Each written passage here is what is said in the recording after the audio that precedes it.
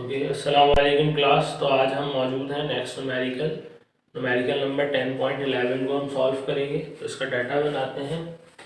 20 gram of ice eight -10 degree centigrade is converted into steam eight 100 degree centigrade.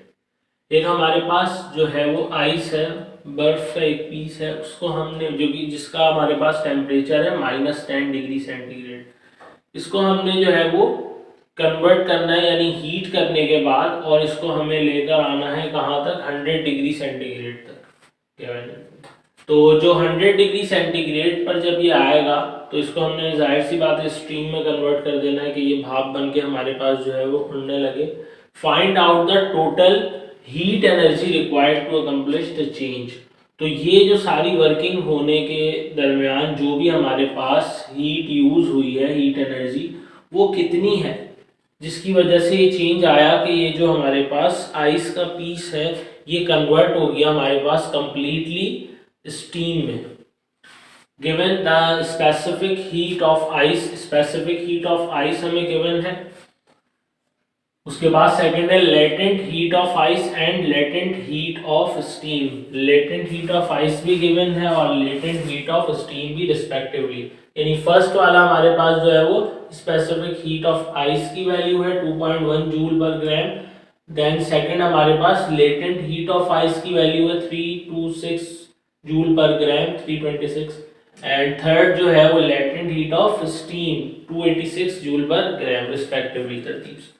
तो इसका data हम बनाते हैं। सबसे पहले हमें मास गिवन है, जिसको हम एम से ले लेते हैं 20 ग्राम। अच्छा, अब ग्राम को केजी में हम हमेशा कन्वर्ट करते हैं, लेकिन इसमें हमें कन्वर्जन की ज़रूरत नहीं है। उसकी वजह यह है कि बाकी रिमेनिंग जो हमें वैल्यूज़ गिवन है उनका भी यूनिट हमें ग्राम में ही गिवन है, तो हम बजाय इसको कन्वर्ट करने के इसी में यूज़ कर लेते हैं। टेम्परेचर आपको गिवन है T1, पहले कह लें -10 डिग्री, देन T2 हम इसका जो है वो, अच्छा T2 को मैं जो है यहाँ पर वो 0 डिग्री बता देता हूँ। अब इसका कॉन्सेप्ट हम लेके आते हैं। इसकी वजह यह है कि पहले ये हमारे पास -10 डिग्री से पहले हमारे पास 0 डिग्रीज पर आएगा temperature, then 0 degree to 100 degree जाएगा। तो अब अगर हम यहाँ पर मैं डेल्टा T1 मालूम करूँ, तो ये आप सबको मालूम है कि 0 माइनस, यानी T2 की वैल्यू अगर मैं यहाँ T2 लिख दूँ पहले, T2 माइनस T1, तो इस तरह कुछ फॉर्म होगी मेरे पास 0 माइनस -10। तो फाइनल जो इसका रिजल्ट आएगा मेरे पास वो 10 डिग्री ही होगा, मगर अब ये डेल्टा T1 कहलाएगा। अच्छा, सेकंड हमारे पास जो गिवन है हमें टेम्परेचर, उसकी हम बात कर लेते हैं।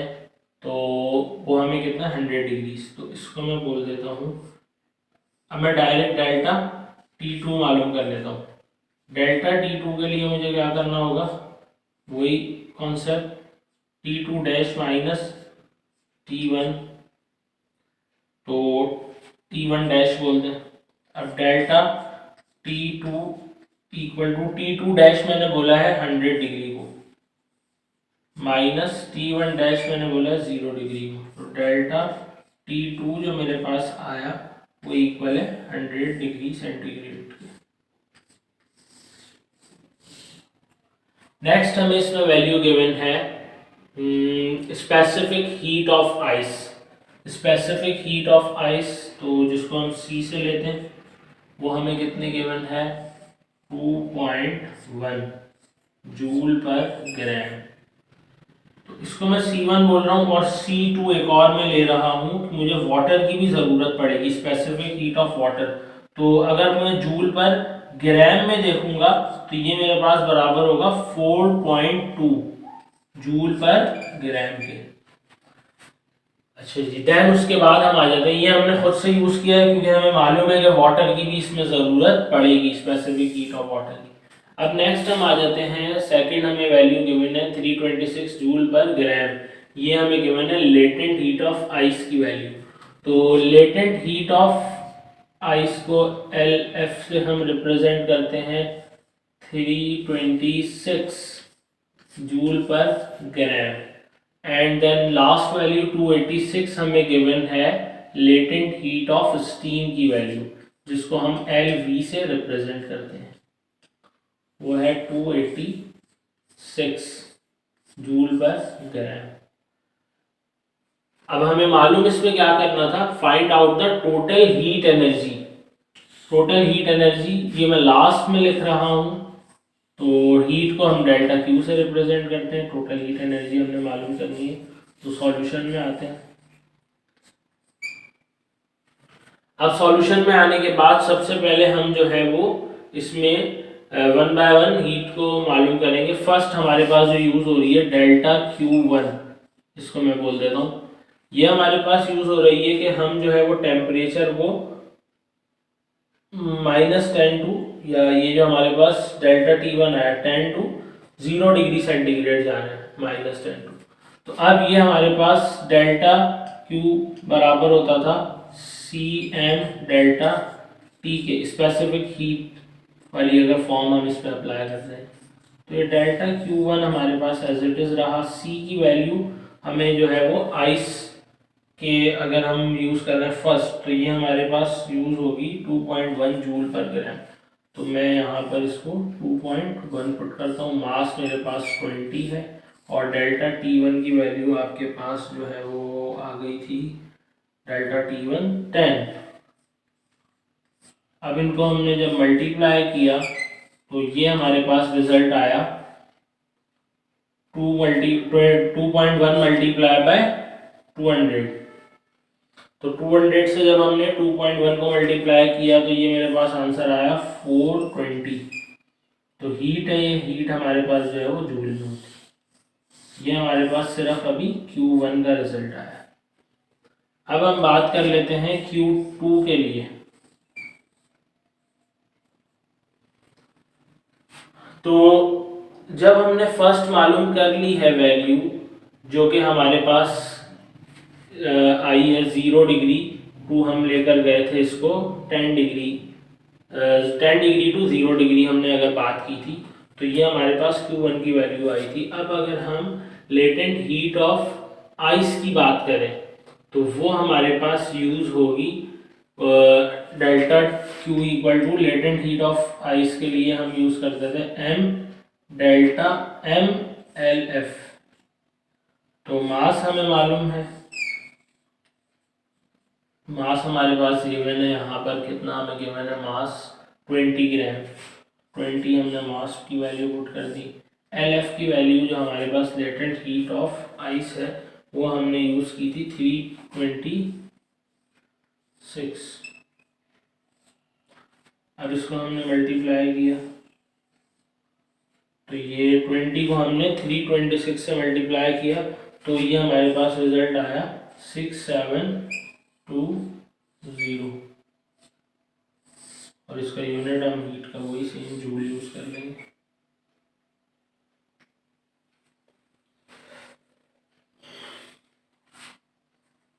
ओके सो क्लास, हमने क्या किया, सबसे पहले हमने इसमें मालूम कर ली यहाँ पर वैल्यू हमारे पास सॉल्यूशन में -10 टू 0 डिग्री आने के लिए हमने ये फॉर्मेट पे पुट कर दी। डेल्टा Q के लिए CM डेल्टा T फॉर्मूले यूज किया, -10 टू 0 डिग्री आया। अच्छा, डेल्टा Q2 की अगर हम बात करें तो लेटेंट हीट ऑफ आइस के लिए इसमें भी हमने सेम वर्किंग की है और ये वैल्यूज का फॉर्मूला था हमारे पास M इंटू LF, ये वैल्यूज पुट कर दी। अब हम बात कर लेते हैं 0 टू 100 डिग्री के लिए, तो उसकी जो हमें मालूम करनी होगी हीट, उसको हम बोलते हैं डेल्टा Q3 से। तो वो भी हमारे पास CM डेल्टा T होगा, लेकिन डेल्टा T2 वाला होगा अब यहाँ पर।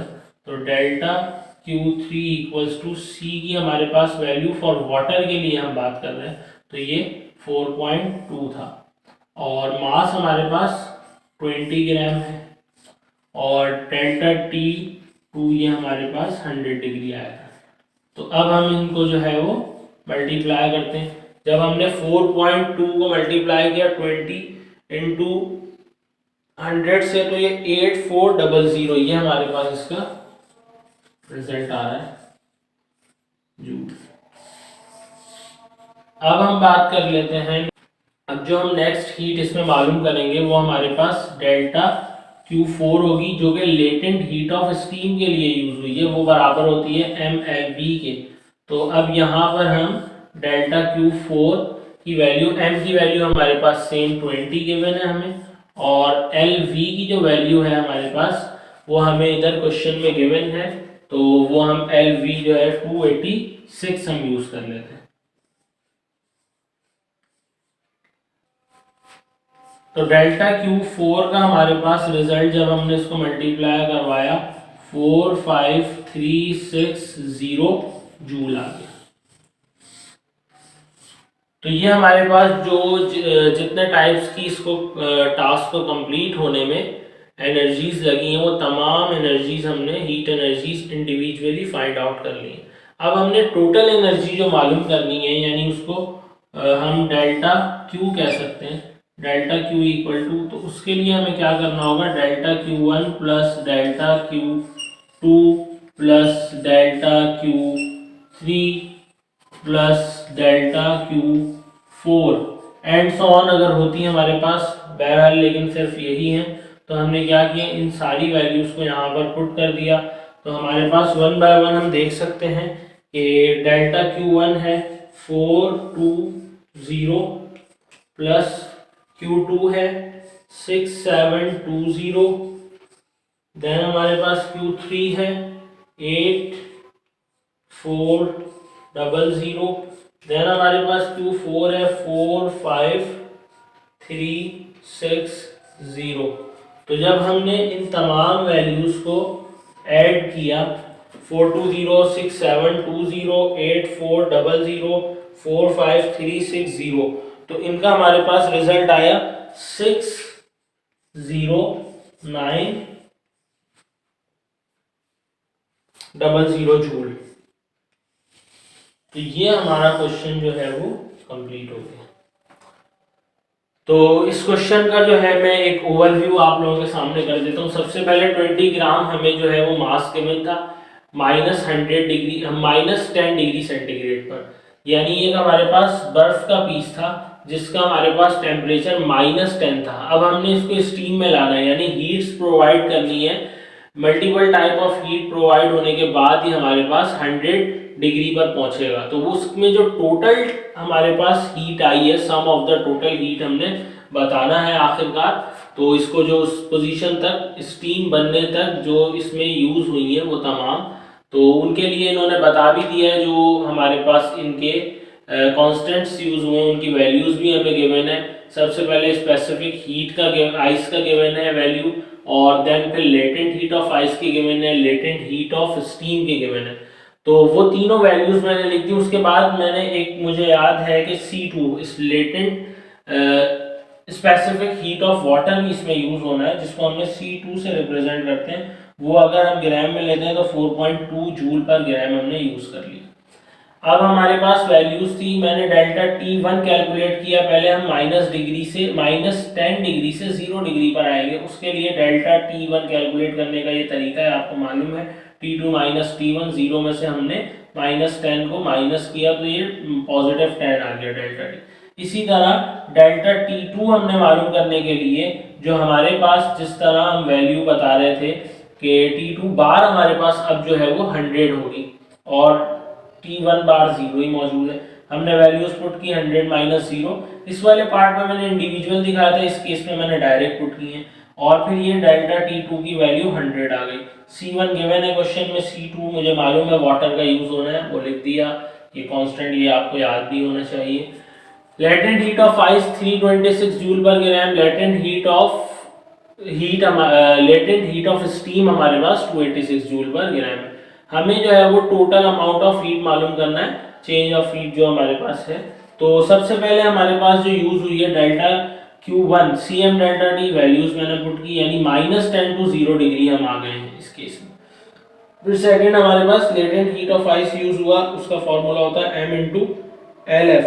वैल्यूज मैंने पुट की, तो ये मेरे पास 20 मास तो गिवन है, 326 इसका लेटेंट हीट ऑफ फ्यूजन या लेटेंट हीट ऑफ आइस हमें गिवन था, वैल्यू पुट की, आंसर आ गई। फिर हमने नेक्स्ट जो हमारे पास हीट है इसमें Q3 इसका हमने नाम दिया, उसमें हमें CM डेल्टा T अगेन, यानी कि अब हम क्या कर रहे हैं 0 डिग्री टू 100 डिग्री जा रहे हैं, यानी वाटर के लिए हम बात कर रहे हैं, तो स्पेसिफिक हीट ऑफ वाटर यहाँ पर यूज हुआ, वैल्यूज पुट की, आंसर आ गया। इसी तरह डेल्टा Q4, अब हम बात कर रहे हैं लेटेंट हीट ऑफ स्टीम वाले की, जो हीट यहाँ पर यूज हुई, तो M इंटू LV हमने लेटेंट हीट ऑफ स्टीम की वैल्यू पुट कर दी और ये हमारे पास डेल्टा Q4 का रिजल्ट है। अब टोटल अमाउंट ऑफ हीट जो हमें मालूम करनी है, डेल्टा Q हमारे पास बराबर होता है जितनी आपने इंडिविजुअल हीट्स निकाली थी उन सबको आपने ऐड कर दिया, उन सबका सम करने के बाद आपके पास ये रिजल्ट आया, हीट है तो इसका यूनिट वही जूल में आपके पास आ गया। उम्मीद है कि ये क्वेश्चन आप लोगों को क्लियर होगा।